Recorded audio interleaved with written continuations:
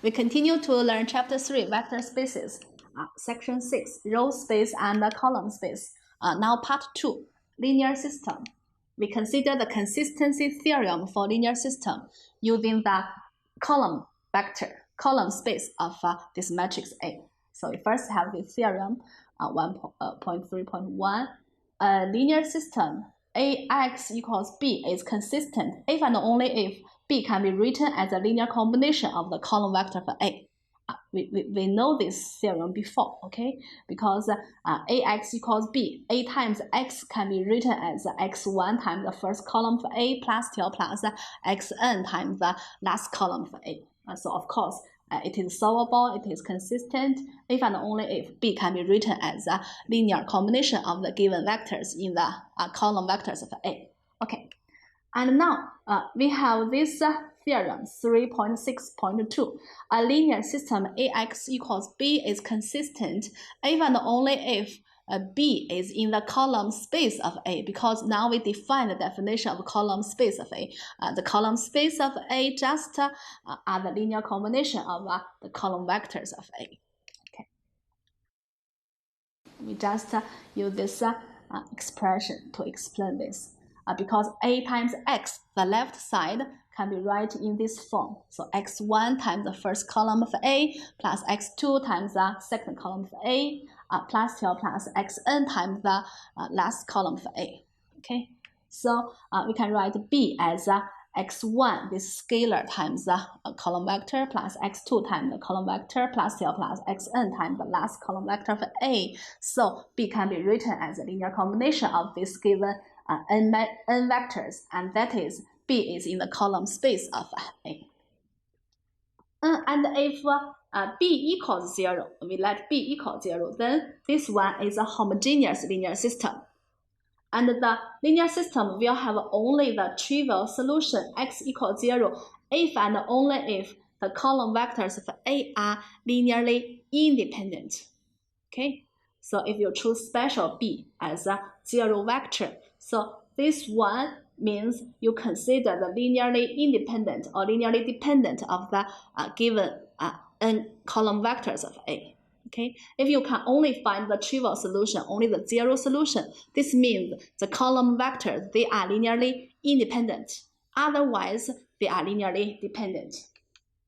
Then we see this theorem 3.6.3.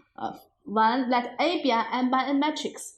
The linear system AX equals B is consistent for every B in Rn if and only if the column vectors of A span the whole space Rn. So now the point is for every B in Rn, this system is consistent. We see the proof. Since the column vectors of A spans the space of consistent vectors B, this space, because for every B, is equivalent to Rm if and only if the column vectors of A span the whole space. Okay. This theorem, the second statement, the linear system AX equals B has at most one solution for every B in Rm if and only if the column vectors of A are linearly independent. So we see this statement has at most one solution. So two cases, one solution or no solution. Okay. This requires the column vectors of A are linearly independent. We show first this direction. We know that this linear system AX equals B has at most one solution for every B. So in particular, we consider this B to be the 0 vector. Then we know AX equals 0 can have only the trivial solution. This means the column vectors of A are linearly independent. Okay. Okay, now we consider this direction. If the column vectors of A are linearly independent, then we know that AX equals 0 has only the trivial solution. If X1 and X2 were both the solutions to AX equals B, then we have A times X1 minus X2 equals A times X1 minus A times X2 equals B minus B equals 0. it follows that x1 minus x2 equals 0, and hence x1 must equal x2. So this means if the column vectors for A are linearly independent, the homogeneous linear system, the system AX equals B linear system has at most one solution. Okay, and now we consider this corollary 3.6.4. An n by n matrix A is non-singular if and only if the column vectors of A form a basis for Rn. And we have this theorem for the non-singular matrices. Let A be composed by these n column vectors.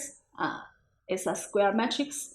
The following are equivalent. A is non-singular. B, Ax equals 0 has only the trivial solution 0, which is equivalent to the null space of A equals 0, and which is also equivalent to Ax equals B has a unique solution, and A is a row equivalent to identity matrix, which is equivalent to determinant of A does not equal to 0, which is equivalent to G, where the n column vectors are linearly independent. And now we add a new one. The column vectors of A form a basis for Rn. Okay, they are equivalent characterizations for A is a non-singular. Okay, let A be an n by n matrix. If the column vectors of A span Rm, then n must be greater than or equal to m, since no set of less than m vectors could span Rm.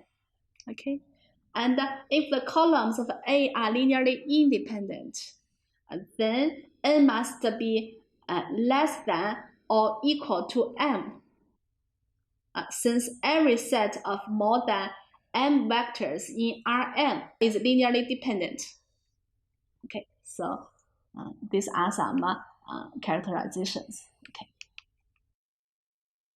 And we also know if the column vectors of A form a basis for Rm, then n must equal m.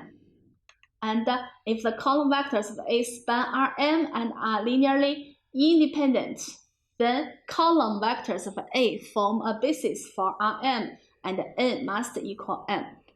And now we learn about an important theorem called the rank nullity theorem. The dimension of the null space of a matrix is called the nullity of the matrix. We first have this definition, nullity of the matrix. And then theorem 3.6.5 tells us that if A is an n by n matrix, then the rank of A plus the nullity of A equals n. So let's check its proof, see how to show this. Okay, let U be the reduced row echelon form of A. Consider about the reduced row echelon form. The system Ax equals 0 is equivalent to Ux equals 0. So we transform this system to a simpler one using the row echelon form. If A has rank R, this means U will have R non-zero rows, and all the other rows should be 0 rows. And consequently, Ux equals 0 will involve R lead variables, and n minus R are free variables. Okay, because here A is n by n matrix, you only have R non-zero rows. This means the remaining columns n minus R be corresponding to free variables. And the dimension of the null space of A will equal the number of free variables. Okay, and this is the nullity, right? The nullity of this matrix A.